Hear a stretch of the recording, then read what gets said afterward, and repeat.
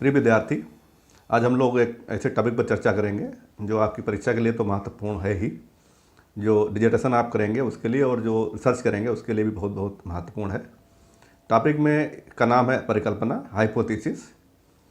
Generally हम लोग जब भी कोई समस्या या रिसर्च में समस्या कहा जाता है, समस्या सर्च करने के लिए या कोई क्लासरूम में टीचिंग में बहुत सारी हम लोगों के बीच में समस्याएं आती रहती हैं, या कोई समस्या जब भी आती है तो एक संभावित उत्तर भी हमारे दिमाग में हमेशा रहता है, और वो उत्तर ऐसा होता है कि जो लगभग सत्य के करीब होता है। अर्थात जनरली जो है कोई समस्या है तो उसका उत्तर ऐसा दिमाग में आता है कि जो लगभग सत्य होता है। इसका मतलब ये है कि सत्य हो भी सकता है और नहीं भी, लेकिन सत्य करीब होता है। तो ये जो हमारा आंसर है यही हाइपोथेसिस है। डॉक्टर आपी भटनागर की किताब में तो अच्छा एग्जाम्पल दिया हुआ है। मान लीजिए हम किसी कमरे में बैठे हुए हैं, पढ़ रहे हैं, और एकाएक कमरे में अंधेरा हो जाता है, तो हम जनरली समझते हैं लाइट चली गई, लेकिन हम देखते हैं कि लाइट नहीं गई है और पड़ोस के मोहल्ले में तो सब जगह लाइटें जल रही हैं। इसका मतलब समझते हैं कि हमारे घर की लाइट ख़राब हो गई है, लेकिन हम दूसरे कमरे में जाकर देखते हैं तो वहाँ भी लाइट आ रही है। फिर देखते हैं हमारे कमरे में ख़राब हो गई है, लेकिन नहीं, दूसरा बल्ब जला कर देखते हैं तो जल जाता है। तो फिर देखते हैं कि हमारा खाली बल्ब ख़राब हो गया है। अब परिकल्पना को समझने के लिए बहुत अच्छा एग्जाम्पल है ये। देखिए, हमने परिकल्पना बनाई कि हमारे लाइट चली गई, लेकिन परिकल्पना रिजेक्ट हो गई, लाइट आ रही है। दूसरी परिकल्पना बनाई कि मेरे घर की लाइट ख़राब हो गई है, रिजेक्ट हो गई, घर में लाइट आ रही है। तीसरी परिकल्पना बनाई कि हमारे कमरे की लाइट ख़राब हो गई, लेकिन उसमें भी लाइट आ रही है। चौथी परिकल्पना बनाई कि हमारा बल्ब फ्यूज हो गया और वो सही हो गई। इसका मतलब ये हो गया कि परिकल्पनाएं, अब देखिए ये जितने भी इसके हमने दिमाग में जो भी सोचा, जितने भी इसके जो उस समय के आंसर सोचे, उत्तर सोचे, जिनकी सबके सही होने की संभावना थी, लाइट भी जा सकती थी, हमारे घर की लाइट ख़राब भी हो सकती थी, कमरे की लाइट भी ख़राब हो सकती थी, और बल्ब भी फ्यूज हो सकता था। तो बहुत बढ़िया ये एग्जाम्पल है, समझ सकते हैं। तो वैसे भी जो परिकल्पना है उसका जो अंग्रेजी शब्द हाइपोथेसिस का हिंदी रूपांतरण है, उसमें हाइपोथेसिस का मतलब है ऐसी थीसिस, ऐसी मान्यता जो अभी हाइपो है, मतलब अपुष्ट है। तो ये ऐसी मान्यता जो अभी जिसकी भी पुष्ट होनी बाकी है, जब पुष्ट कैसे होगी? सांख्यिकी के आधारों पे। तो जब हम उसको पुष्ट कर लेंगे तब कह पाएंगे कि सही है कि सही नहीं है।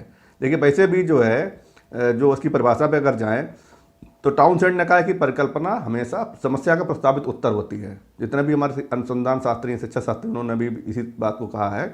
कर्लिंगन ने भी ऐसे कहा है कि परिकल्पना दो या दो से अधिक चरों के बीच संबंध एक प्रकार का कल्पनाजन्य कथन होती है। तो दो संबंध जो भी होते हैं, या तो जिसका जिस पर प्रभाव पड़ता है, जो स्वतंत्र चर और आश्रित चर का है, इसको आगे अगले वीडियो में हम आप लोगों को बहुत विस्तार से इसको पढ़ाएंगे, समझाएंगे। तो इस तरीके से इन लोगों ने बहुत सारे उदाहरण दिए हैं। तो इसी आधार पर हम सोच सकते हैं कि परिकल्पना के कितने प्रकार हो सकते हैं, किस प्रकार में बांटा गया है। तो बहुत सारे विद्वानों ने तो बहुत अलग अलग प्रकार से बांटा, लेकिन मेरी समझ से जो दो प्रकार हैं बहुत ज़रूरी हैं, उनके आधार पर बांटा जा सकता है। तो एकदम आपको समझ में आ सकता है। दो प्रकार से हो सकता है कि एक तो शोध परिकल्पना, जिसको रिसर्च हाइपोथेसिस भी कहते हैं, और H1 से हम लोग प्रदर्शित करते हैं। इसमें हम लिखते हैं कि छात्र छात्राओं में बुद्धि में अंतर होता है, ठीक है। तो जबकि रिसर्च करने के लिए हम यही तो चेक कर रहे हैं छात्र छात्राओं में अंतर होता है कि बुद्धि में अंतर होता है कि नहीं होता है। लेकिन ये इसको हम चेक करने के लिए सीधे सीधे कोई अभी स्टैटिस्टिकल एनालिसिस ऐसे नहीं हो पाई है जिसको हम सीधे सीधे चेक करें। इसके लिए हम इसको शून्य परिकल्पना में चेंज कर देते हैं, नल हाइपोथेसिस में, जिसको H0 से प्रदर्शित करते हैं। इसका मतलब होता है कि छात्र छात्राओं की बुद्धि में अंतर नहीं होता। ये हमारा एग्जाम्पल है, छात्र छात्राओं की बुद्धि में अंतर नहीं होता है। और यदि होता है तो ये अब हमें कब पता लगेगा? ये पता लगेगा जब हम चेक करेंगे, स्टैटिस्टिकल एनालिसिस करने के बाद जब रिजल्ट निकाल लेंगे कि किसी की छात्र ज़्यादा बुद्धिमान है या छात्राएं बुद्धिमान है, तभी हम इसको कह पाएंगे। एक अन्य आधार पर जो है इसको भी दो भागों में बांटा गया है हाइपोथेसिस को। एक होती है दिशा सूचक, इसको हम एक छोरी या वन टेल्ड कहते हैं। दूसरी होती है दिशाहीन, नॉन डायरेक्शनल या टू टेल्ड। अब दिशा सूचक का है, हम इसको एग्जाम्पल मान सकते हैं कि हम पहले ही मान के चले कि छात्र छात्राओं से ज़्यादा बुद्धिमान है या छात्राएं छात्रों से ज़्यादा बुद्धिमान है। तो इसको हमें दिशा हमको दिखाई दे रही है कि हमने पहले से मान लिया है कि एक दिशा में बुद्धिमान कौन है, हमने पहले तय कर रखा है, या एक सिरे पर इसका आंसर है। दूसरा हो सकता है कि हम कहें कि छात्र छात्राओं की बुद्धि में कोई अंतर नहीं है, तो कोई डायरेक्शन नहीं है इसमें, चाहे छात्र भी बुद्धिमान हो सकते हैं और छात्राएं भी बुद्धिमान हो सकती हैं। तो इसको हम नॉन डायरेक्शनल या टू टेल्ड कहते हैं।